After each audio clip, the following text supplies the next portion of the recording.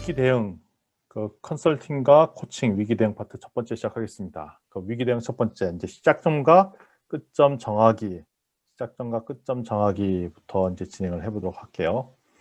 읽어보신 분들 계실 텐데요. 이성과 감성, 센스 앤 센서빌리티. 아마 이게 영화로도 되게 재밌게 좀 봤던 영화였던 것 같아요. 센스 앤 센서빌리티. 저도 되게 재밌게 봤고요. 자, 이거를 제가 내용을 한번 읽어드리면 이런 거예요. 두 남매, 자매죠. 자매가 있는데 자매의 사랑 이야기인데 한 사람은 되게 이성적이고 한 사람은 되게 감성적이에요. 그래서 연애를 하고 이럴 때 서로 오해를 받고 오해 때문에 뭐 잘 되기도 하고 잘 안 되기도 합니다.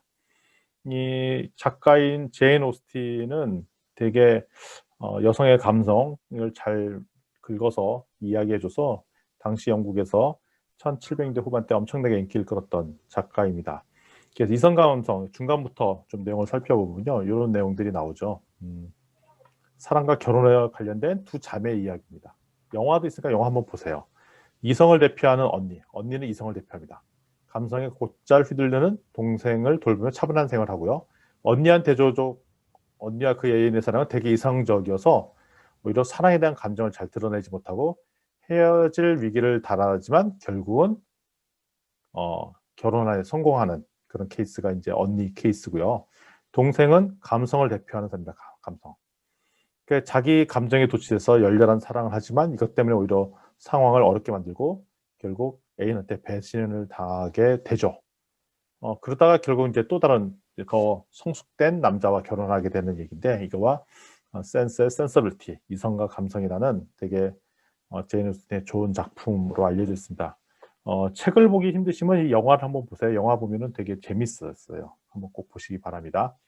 자, 이거를 논리 구조로 한번 만들어 볼게요. 언니입니다. 언니. 언니는 어떤 언니냐? 이성을 대표하는 언니. 앞에 있는 문장을 그대로 쓴 겁니다. 감성에 곧잘 휘둘리는 동생을 보면서 차분한 생활을 한다.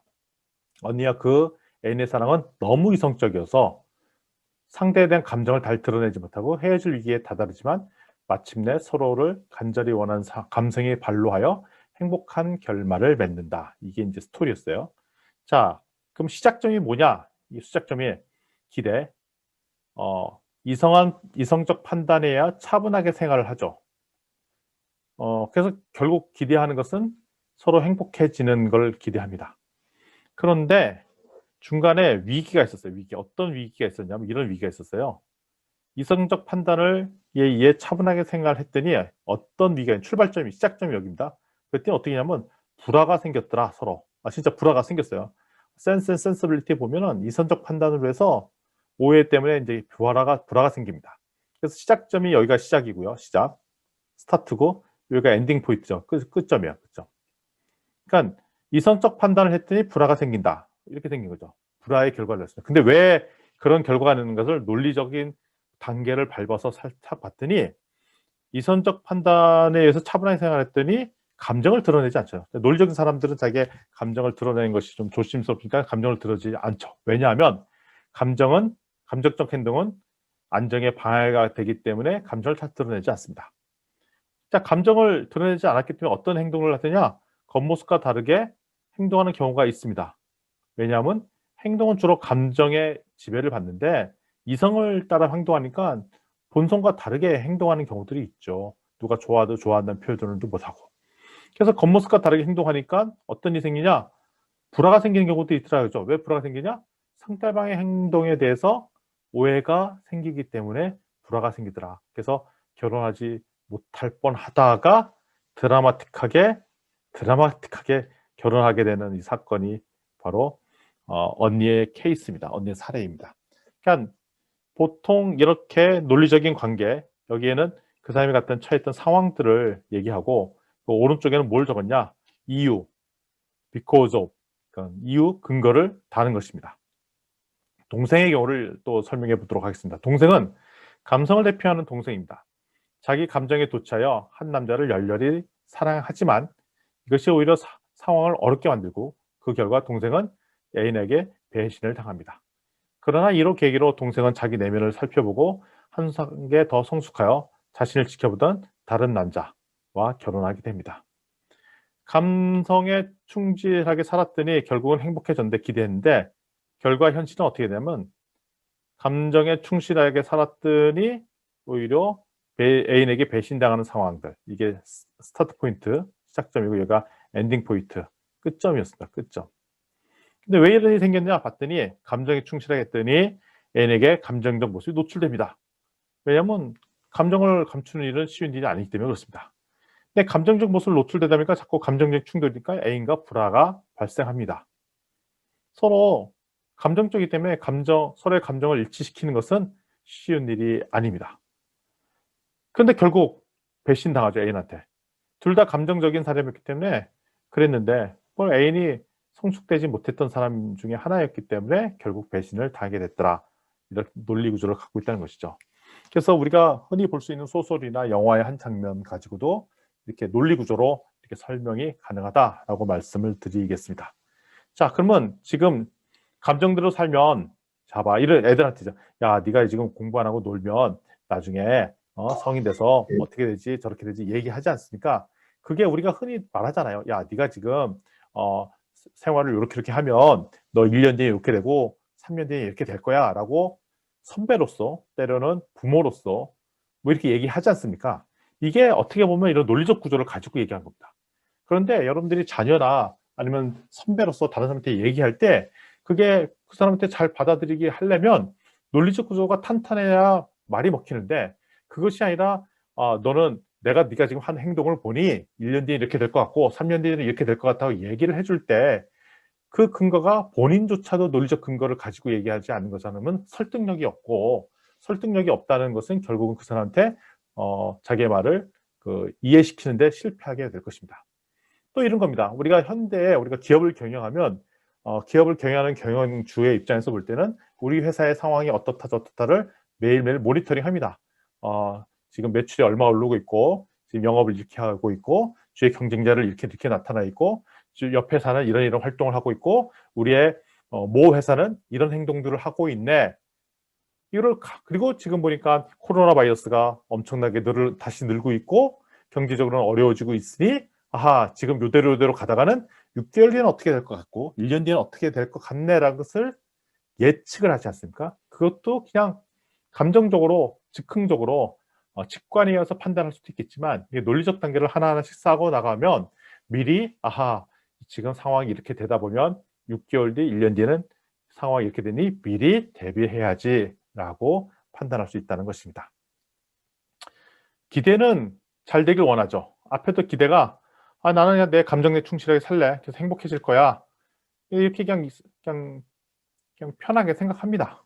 그렇지만 그게 기대와 다른 결과를 얻게 되는 게 보통 일상적인 생활입니다. 왜 그럴까? 왜 기대와 다른 결과가 생기는가? 첫 번째 편견이 있습니다. 생각에 관한 생각, 다니엘 카너맨이라는 분이 썼던 책인데요. Fast Thinking, Slow Thinking, Thinking Fast, Thinking Slow라는 되게 유명한 책입니다. 생각에 관한 생각. 아마 이거는 노벨 경제학상을 받았던 다니엘 카너맨의 책. 이 책은 꼭 한번 읽어보시기 바랍니다. 되게 책 두꺼워요. 옛날에 저희가 독서 토론 때도 이 책을 한 적이 있었는데요. 편견이 있다는 겁니다. 내가 한번 편견을 딱 머리에 박아 놓으면 객관적인 사실을 보고도 그 객관적인 사실을 무시하고 내가 하고 싶은 대로 행동한다는 것이 편견입니다. 그 두 번째, 지식과 경험이 부족합니다. 폭넓은 경험과 그다음에 발산적 사고, 그러니까 새로운 사고들을 계속 해야 되는데 자기의 지식과 경험이 부족한데 그거를 기반으로 의사결정 낼 때는 잘못된 의사결정을 할 경우가 있다는 것입니다. 세 번째, 치밀하지 못합니다. 그러니까 논리적으로 계산을 하더라도 슬로우 싱킹을 논리적으로 계산한다, 논리적으로 생각한다를 슬로우 싱킹이라고 하는데요. 이때 논리적, 수렴적 사고가 필요합니다. 그래서 논리적으로 사고하는 훈련을 충분히 안 돼 있어서 이런 경우도 있습니다. 여기 지금 창업대학원에 계신 우리 아까 한 원우님도 신규 창업을 했다고 하는데 이때부터 사실 해야 될 게 많습니다. 모든 상황을 잘 따져보고 계산해보고 이래야 되는데 이런 훈련을 잘 받으셔서 그러셨기 때문에 저희가 이제 수업 때 논리적 사고를 해갖고 지금 상황이 이렇게 전개가 되니 6개월 뒤, 1년 뒤에는 어떻게 사업이 전개될까를 예측을 하는 훈련을 해야 된다는 거죠. 그래서 치밀하게 예측하는 훈련이 되게 필요하더라. 훈련이 필요하다. 이거 같은 얘기죠. 치밀하게 하는 훈련이 필요합니다. 그래서 기대와 실제세의 갭을 줄일 수 있습니다. 훈련을 하다 보면 예측한 대로 안 될 때의 차를 줄이면서 생각할 수 있는 훈련이 되더라 이겁니다. 그래서 지금은 2020년도 뭐 위기의 시대라고 하는데, 그러니까 위기를 잘 관리하면 기회로 바뀌는 거고, 어퍼추니티가 되죠. 근데 위기를 그냥 방치하거나 그냥 너무 낙관적으로 생각하면 위기가 위험으로 빠지게 됩니다. 그래서 이 위기는 위험과 기회를 합성어다 이거죠. 위기, 위험의 위와 기회의 기가 섞인 거죠. 그래서 지금이 위기입니다. 코로나 바이러스가 위기입니다. 요즘 경제적 위기가 있습니다.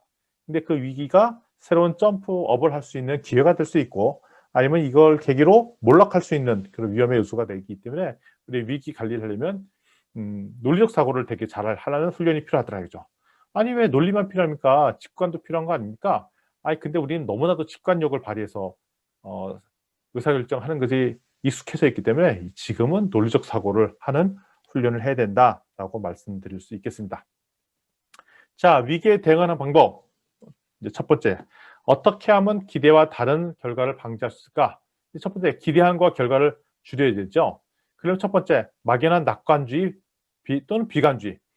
잘 될 거야. 아니, 뭐 긍정적으로 사고하는 건 좋지만 긍정적으로 사고할 때 반드시 따라야 할 것은 철저히 계산과 논리 구조를 따르면서 낙관적으로 생각하는 것이 있는데, 그런 거 없는 낙관주의는 되게 위험하고, 또 충분히 계산도 안 하고 너무 비관적으로만 생각하는 것도 나쁘다. 그러니까 너무 비관적으로 생각하면은 아무런 발전이 없고, 너무 낙관적으로 하면 실패할 가능성이 있더라는 거죠.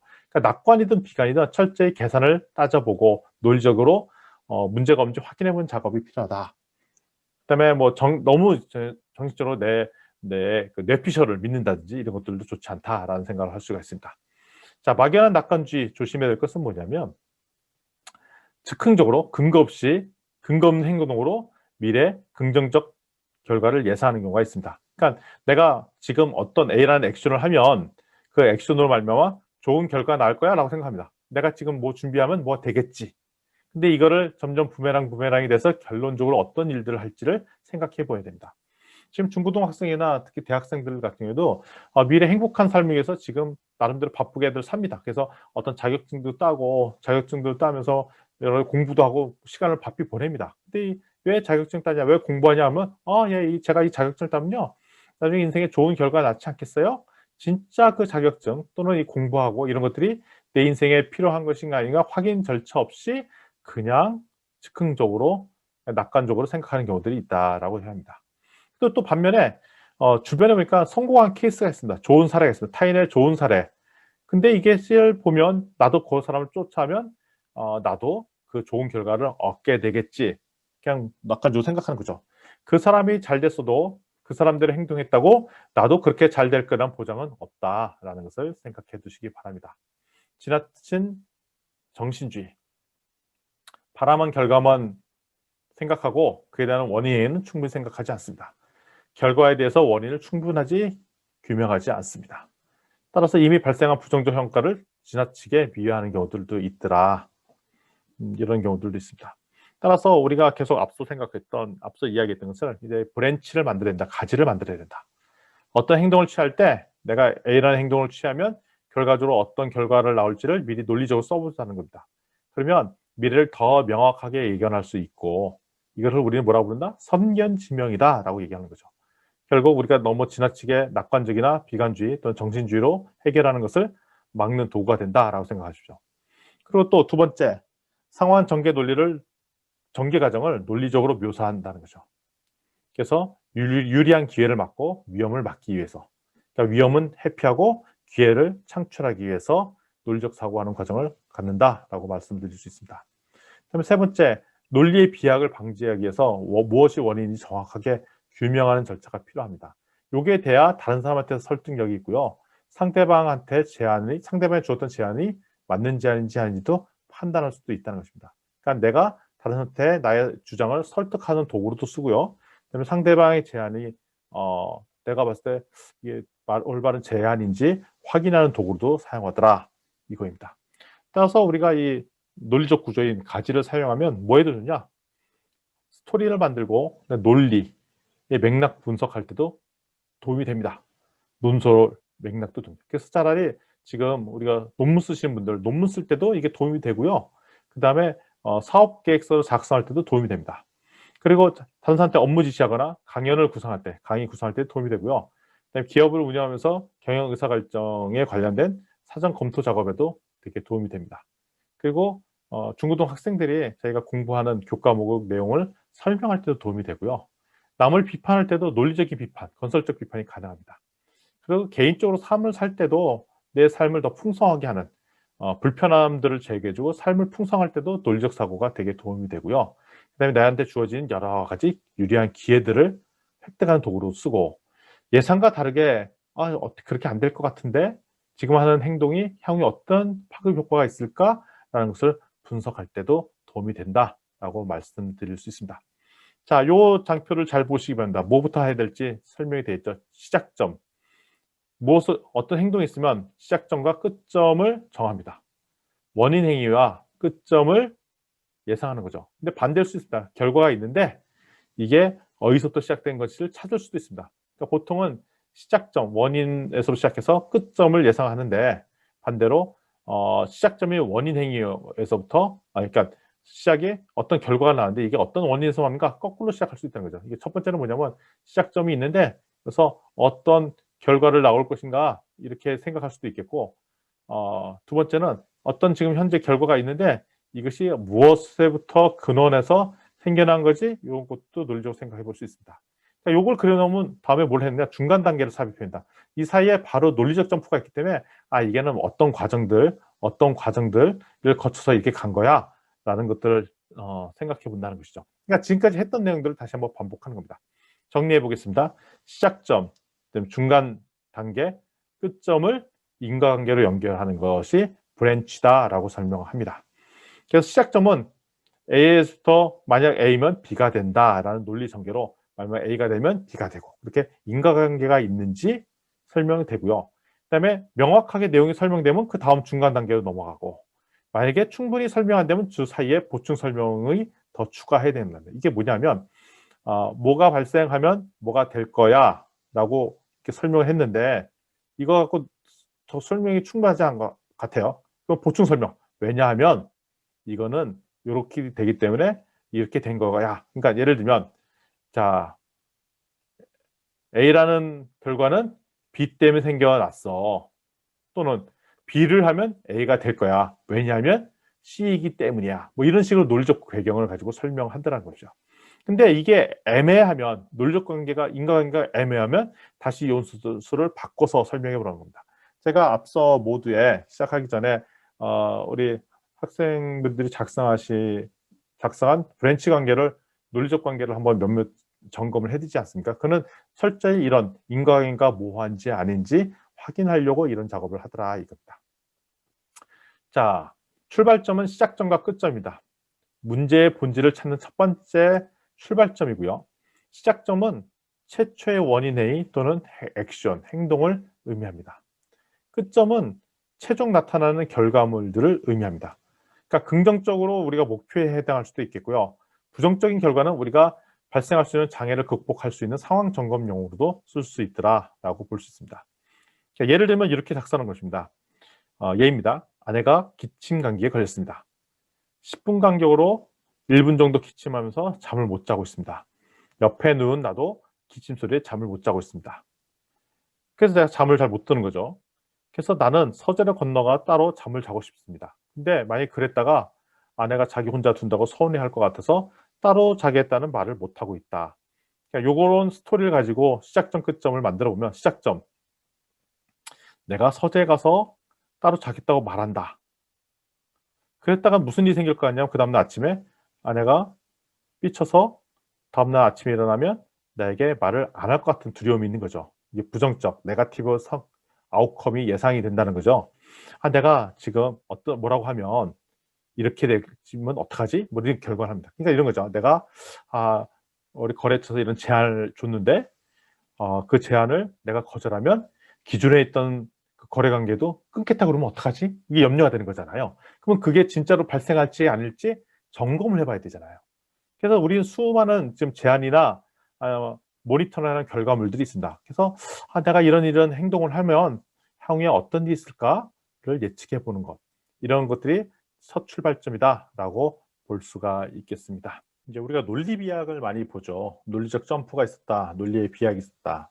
저희가 사업 계획서를 보거나 논문을 볼 때 논리의 비약이 있는 경우가 많이 봅니다. 그러니까 어떤 경우에 이런 경우들이 많이 있냐면 이렇습니다. 어, 논리적 근거가 되게 부족하거나 막연한 주장은 논리의 비약이라고 얘기할 수 있습니다. 그거는 뭐냐면 중간 단계가 사라지는 경우나 설명이 없는 경우. 그러니까 중간 단계가 필요하거나 중간에 또 부연 설명이 있어야 되는데 그거 없이 그냥 우격다짐을 설명한 경우를 우리가 논리적 비약이 심하다라고 얘기합니다. 그러니까 그 이유를 배경, 중간 단계가 다 필요한데 그거 없이 그냥 결론만 딱 얘기해 버리고 이거 행동을 촉구하는 경우가 있을 때 이럴 때는 자 우리가 설명이 안 되죠. 논리적 비약을 받으면 우리가 스트레스를 많이 받습니다. 상대방이 이해할 기회를 뺏어가죠. 뭘 주장을 하는데 내가 동의가 안 됩니다. 정치인들이 그 토론회 할 때 보면은 제가 논리를 얘기할 때 그 근거를 좀 명확하게 얘기하는 것이 아니라 중간 단계를 다 배제하거나 충분한 이유에 대한 설명이 없이 그냥 주장을 막 펼 때가 있습니다. 그러면 상대방이 이해가 안 되죠. 그리고 이거를 막 윽박지르면서 얘기합니다. 주입식으로, 명령식으로. 그러면 더 감정이 상하기 때문에 상대방의 그 이유나 중간 단계에 대한 이유를 듣고 싶지 않은 경우도 있습니다. 주입식, 명령식. 그러면서 이제 관계가 어떤 관계로서 이런 설명하는지를 또 포기합니다. 그럼 되게 어려워지기 시작합니다. 그리고 설명이 없는 논리는 자기 합리화의 도구죠. 이게 되게 독단적이다라고 표현할 때, 저 사람은 독단적이야라고 얘기할 때는 그 논리가 없고 설명력이 없고 그다음에 이유가 충분히 설득이 안 됐는데 주장하면 그건 되게 독단적입니다. 그래서 주변에 이런 분들을 되게 많이 볼 수가 있어요. 뭐 이거는 많이 배운 사람이건 아니거든. 뭐 자기의 주장을 마구 던지는 경우들이 있더라. 이게 논리 비약이다라고 말씀드릴 수 있습니다. 그래서 우리는 되게 초점 맞춰야 될 게 뭐냐면 인과관계입니다. 그래서 이번 학기의 핵심은 인과관계다라고 보시면 됩니다. 우리가 창업, 이 제목이 창업 컨설팅 및 코칭이잖아요. 그럼 우리가 코칭을 받는 사람들이 있습니다. 그러니까 코치로서의 역할은 그 사람들을 객관적으로 나의 모습을 보게 하고 그 사람이 주장하는 논리가 인과관계가 맞는지를 드러나게 해주는 것. 이것이 핵심 포인트다. 그래서 여러분들이 다른 사람들을 멘토하거나 도와줄 때도 저 사람이 주장하는 것, 상대방이 주장하는 것이 논리적으로 얘기를 하고 있는지 그 전후 맥락 관계가 인과관계 잘 맞는지를 파악해 볼 필요가 있습니다. 어떤 이벤트나 아이디어를 설명하거나 개념을 주장할 때 있습니다. 이것이 이제 연구자 입장에서는 과학적 가설일 수도 있고요. 문학의 주제, 글을 쓸 때, 그다음에 역사적인 사건, 또 수학 계산 프로세스도 다 논리적 인과관계가 필요합니다. 우리 중고등학생들이 그 계산식을 풀 때도 그 전후 관계 순서가 명확하게 들어가야 되는데 갑자기 답만 내면 선생님 틀렸다고 얘기하지 않습니까? 역사적인 사건도 그냥 어떤 A라는 사건이 발생했다.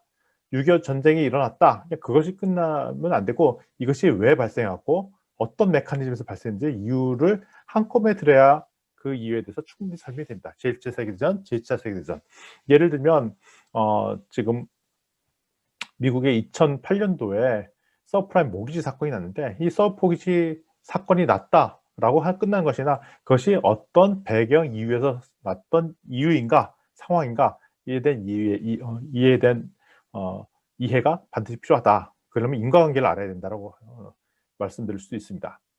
인과관계로 연결되면 원인이 되는로 말미암아 야기되는 결과를 확인하게 되죠. 그러니까 원인을 알고 원인이 발생할 수 있는 결과가 무엇인지를 알게 되면 이것이 논리의 비약을 막을 수 있습니다. 보니까 A와 B로 이렇게 논리가 이어지는데 그 사이에 어떤 개념이 또 추가가 되겠네. 근데 이것만 가지고 하는 게 아니라 다른 이유가 같이 들어가서 이 논리가 설명되는데 이런 내용들의 전반적인 메커니즘을 아는 것들이 되게 중요하다는 것입니다.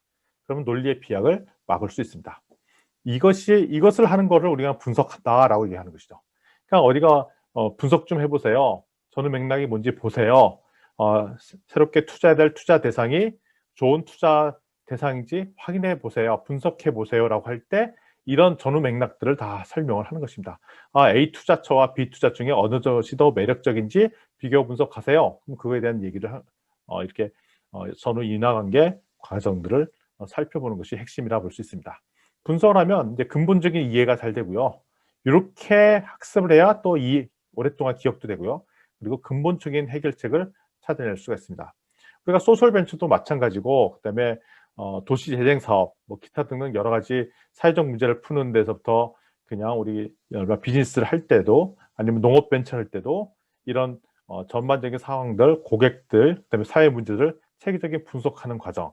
이 분석을 잘해야 결국은 뭘 하냐? 결과물도 근본적인 해결책도 얻을 수 있다는 말씀을 드릴 수 있습니다.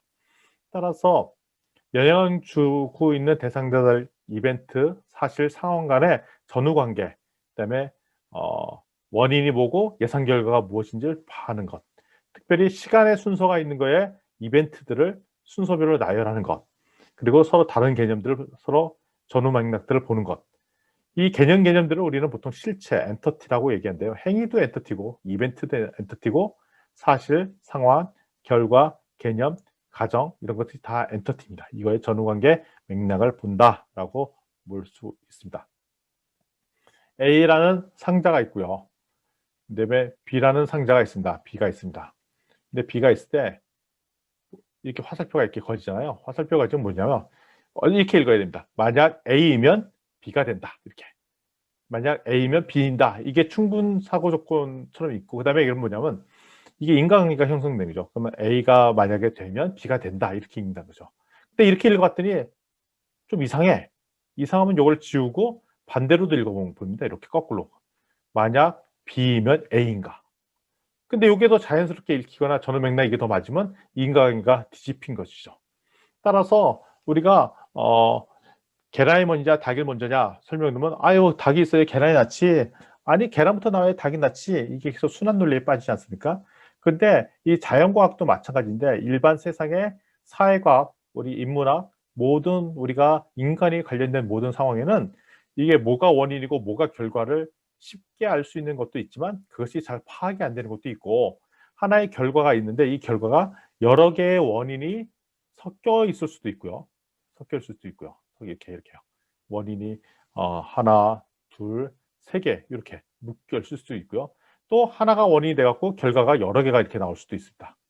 이렇게 결과가 여러 개가 나올 수도 있다. 그래서 이런 맥락 관계를 이해하는 것이 되게 중요하다라는 말씀을 드릴 수 있습니다. 그런데 그것만 가지고 충분히 설명이 안 될 때가 있습니다. 그래서 필요할 때 중간 단계를 넣는 게 낫더라. 그러니까 A가 일어나면 B가 일어난다. 근데 보니까 논리적으로 바로 이어지는 것 같지 않아요. 분명히 요게 먼저 생기고 그다음에 나중에 요게 생긴 건 맞긴 맞는데 바로 논리적으로 좀 점프가 있는 것 같아요. 그러면 중간에 다른 중간 단계 요소들이 뭐가 있는가 이렇게 살펴보고요. 요것도 부족해 그럼 하나 더 넣기도 하고요. 이렇게 해갖고 논리적 단계가 B까지 이어지는 중간 단계 요소를 보더라. 이걸 하다 보면 어떤 효과가 나냐? 지나친 막연한 낙관주의 이런 것들을 막을 수 있더라라는 것을 알 수가 있습니다. 자, 우리 앞서서 했던 사례를 가지고 계속 얘기를 해보도록 하겠습니다. 우리 앞 시간 때 아내의 기침이라는 제목 가지고 설명했었죠. 아내가 기침 감기에 걸렸습니다. 10분 간격으로 1분 정도 기침을 하면서 잠을 못 자고 있습니다. 옆에 누운 나도 기침 소리에 잠을 못 자고 있습니다. 서재에 건너가 따로 잠을 자고 싶습니다. 그렇지만 아내가 자기를 혼자 둔다고 서운해할 것 같아 따로 자겠다는 말을 못하고 있습니다. 자, 시작점은 나는 서재에 가서 건너가서 따로 자겠다 말한다. 이렇게 말한다면 아내는 아침에 일어나면 나에게 말을 안 한다. 이런 거죠. 나는 서재에 건너가서 따로 자겠다 말한다면 아내는 아침에 일어나면 나에게 말을 안 한다. 뭔가 논리적으로 점프가 되어 있는 것 같아요. 이럴 때 다른 중간 단계를 이렇게 삽입을 해봅니다. 아내가 나의 말에 서운한 감정을 갖는다. 이런 거죠. 나는 서재로 건너가서 따로 자겠다 말하면 아내가 이런 마음을 가지고 있잖아요. 아니 나 아픈데 병 간호해 줄 생각 안 하고 자기만 살겠다고 도망가네. 이렇게 되면 아내가 서운한 아침에 말을 안 할 수 있다는 거죠. 그래서 이런 중간 단계 과정이 없으면 뭔가 이상해요. 나는 서재로 건너가서 따로 자겠다 말한다. 그랬더니 아내는 아침에 일어나서 나에게 말을 안 한다. 그 사이 중간 단계인 거죠. 나는 서재로 건너가서 따로 자겠다 말했더니 그 말에 아내는 나의 말에 서운한 감정을 갖게 되고 이 서운한 감정이 쌓여서 아침날 일어났더니 나에게 말을 안 하는 결과를 낳더라. 이러면 논리적으로 좀 말이 맞는 것 같아요.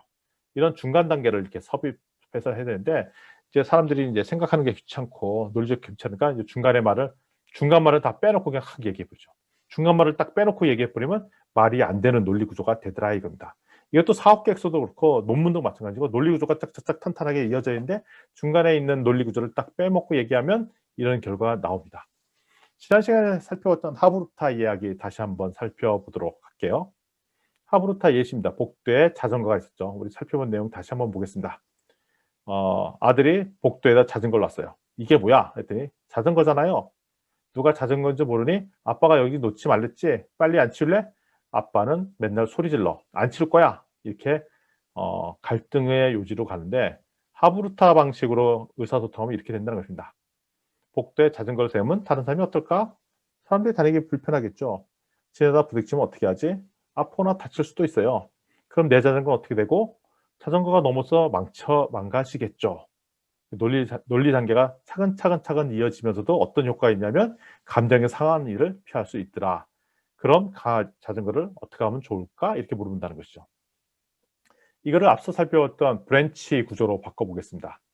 복도에 자전거를 두면 생길 수 있는 최종 결과를 아들이 스스로 알게끔 하는 방법이 무엇이 있을까? 자, 복도에 자전거를 세우면 우리와 이웃이 서로 불편해지다.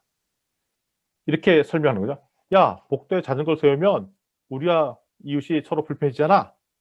이렇게 딱 얘기해버려요. 그러면 뭔가 아들의 입장에서부터도 이상해요. 아니, 복도에 자전거 세운다고 왜 우리 이웃이랑 관계가 불편해져?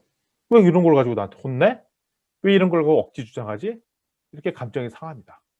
그러니까 혼내는 말투도 기분이 안 좋지만 논리적으로도 이해가 잘 안 돼서 또 마음이 불편합니다. 우리가 봐도 아니 복도에 자전거 세운다고 이게 이웃이랑 관계가 불편해진지 알아봤어? 확인해봤어? 이렇게 생각할 가능성이 있다는 것입니다. 그러면 이걸 더 분석적으로 보면 중간 단계를 삽입해 보자. 자, 복도에 자전거를 세우잖아. 그러면 사람이 자전거 부닥치잖아. 그럼 우리 이웃 사이에 불편해질 수 있잖아. 이러면 조금 더 나아집니다. 그런데 더 논리적으로 보려면 이것도 뭔가 좀 빠진 게 있는 것 같아요. 그래서 다음 단계 이유를 더 설명합니다. 자, 복도에 자전거 세우면 사람들이 자전거에 부닥쳐. 왜? 사람들은 잘 안 보고 다닐 수도 있거든. 그리고 우리 여기 복도는 비좁잖아. 그러니까 사람들이 부닥칠 수 있지. 그러니까 이렇게 설명하면 충분히 납득이 됩니다.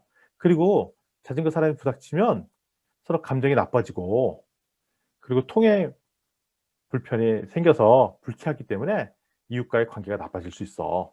그러면 이제 충분히 설득도 되고 논리가 충분히 이해가 됩니다. 다시 한번 설명드리겠습니다. 자, 복도에 자전거 세우면 사람들이 부주의할 수 있기 때문에 특히 우리 복도는 좁잖아. 그래서 사람이 부닥칠 수 있다. 근데 사람이 자전거에 부닥치다 보면 상처가 생기면 감정이 더 나빠지는 경우가 있어. 그리고 통행 불편이 때문에 불편한 감정을 들 수 있고, 그럼 어떻게 되냐면 우리와 이웃이 서로 불편해진다. 이러면 나도 모르게 그 아빠의 주장에 빨려 들어갈 수밖에 없습니다. 이렇게 논리 구조를 피는 것, 이것이 하브루타 방식인데 브랜치로 설명하는 것도 이와 유사하다라고 말씀을 드릴 수 있겠습니다. 자, 아까 했던 설명 방식인데 또 논리 구조를 이렇게도 설명할 수 있지만 우리가 또 다른 논리구로도 설명 가능하더라. 그러니까 이게 정답이 있다는 것이 아니다. 정답이 없습니다. 어떤 것 다 가능한데 그럼 뭐가 정답이냐? 논리적으로 들어봤을 때 타당하면 다 정답이라는 것입니다. 그러니까 출발점은 똑같습니다. 복도에 자전거를 세우면 어떤 일이 생길까? 사람들이 다니기 불편했죠. 여기까지는 똑같아요. 앞서 했던 거는 내용이 똑같습니다. 근데 질문을 바꿨습니다. 아까는 지나다 부딪히면 어떻게 하지가 아니라 이번엔 질문을 바꿔서 왜 불편하지? 비좁고 부딪힐 수 있으니까요. 다니기가 불편해지면 어떻게 될까? 이웃과 사이가 나빠지겠네요. 이렇게 논리 구조가 전개될 수 있다는 거죠. 따라서 이쪽도 양쪽 다 정답이라는 것입니다. 뭐가 맞으면 다른 사람이 듣기에 논리적 비약만 없으면 충분히 다 정답이 될 수 있더라. 그래서 여러분들이 좀 이따 이제 워크숍도 진행해 볼 텐데 이런 과정들을 쓸 때 논리적 점프 없이 한번 작성해 보는 이런 훈련들을 해보면 좋을 것 같습니다. 자, 요 중간에 거 요거를 빼놓고 한번 생각을 해보시기 바랍니다. 출발점이 뭐냐면 PT 트레이닝을 받는 데부터 시작합니다. 퍼스널 트레이닝 뭔지 아시죠? 헬스클럽에서 코치님이 몸 트레이너를 시킨 것을 PT 트레이너라고 얘기합니다. PT 트레이너를 받으면 몸짱이 된다 이렇게 광고하잖아요.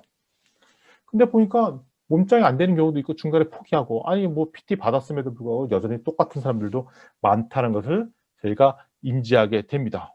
그래서 굳이 PT 받는다고 몸이 좋아지는가? 라고 의심해 볼 수 있잖아요. 그래서 우리가 이런 생각을 합니다. PT를 받는다. 내 몸짱이 된다?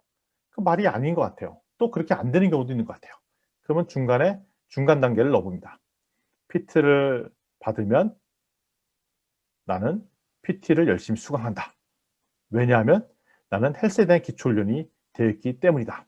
왜냐하면 제가 이게 저의 경우인데요.